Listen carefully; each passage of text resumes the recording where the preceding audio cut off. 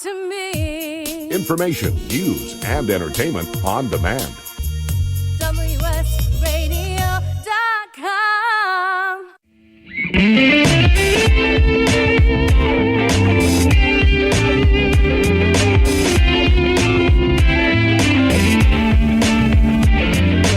Welcome to The Changing Stage, music gear talk from the manufacturers and musicians who define the biz. Here's your host, Florentino Buenaventura.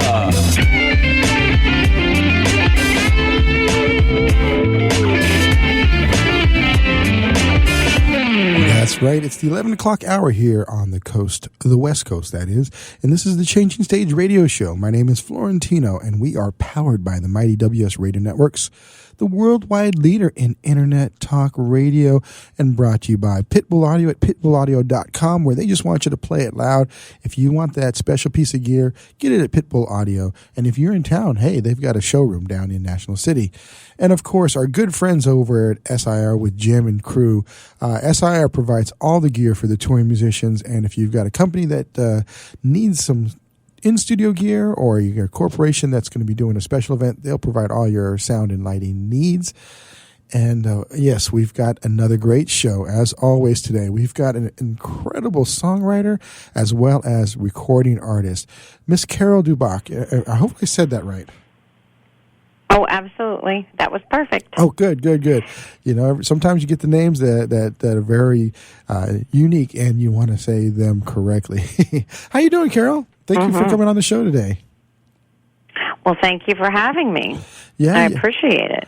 Well, hey, you are an exceptionally talented musician, songwriter, and you've got a new album that's coming out. And, you know, we're excited. You know, Rick, your PR guy, when he contacted me, I said, you know, hey, can you get Carol on? Because she's awesome. You know, I love your stuff. And, you know, I'd like to start this segment off with how you got into this, where the passions came from, you know, your family, if they were in music. So tell us a bit about what got you into music.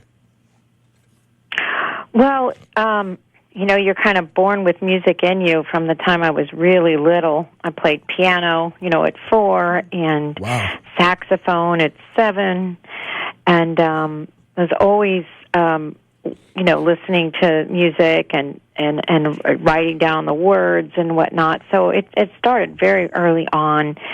I was in a lot of musicals just because that's all there was. I had a band in high school, you know, played bass for my band in high school, which I actually almost forgot about. That's awesome. But anyway, and I went to college at USC School of Music, and at the time, opera's all they offered. So as an opera major, I doubled in composition, and I was a minor in music engineering. And then they ended up with a jazz department, which was great, so I switched to jazz. But all the while, I was working with some people at Motown that had kind of discovered me when I was in college at SC. And they took me into the recording studio a lot. And that's where I met Gerald Albright and a lot of those people doing R&B records. I ended up writing for Patti LaBelle and Stephanie Mills, Shantae Moore, and a whole bunch of them, Tom Jones, and I wrote with Teddy Riley, and ended up, people liked my songs, and I ended up with my own deal with Warner Brothers, and it just kind of moved on and on. Now, my own solo album back then didn't come out because Elektra folded before it was finished, and a bunch of the artists were dropped. So I ended up working with Teddy Riley some more on a lot of artists.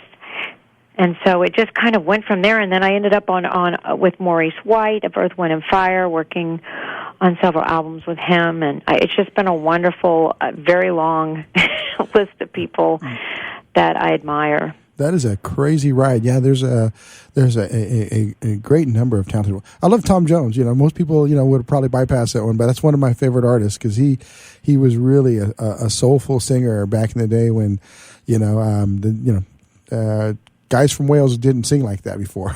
So, you know, when I was working with Teddy Riley as a songwriter and vocal arranger person, I was down there working on Patti LaBelle and a group called Blackstreet, and they were also working with Michael Jackson. So we were writing for Teddy numerous Fine Young Cannibals. Yeah. Pardon me? Teddy was huge back. Yeah, there were just so many people. Swing. Right, exactly. And Tom Jones came down there, and I remember thinking, "Oh, this is kind of embarrassing," because I was young, and I just remembered him being, a sexy sex symbol in my mother's ear.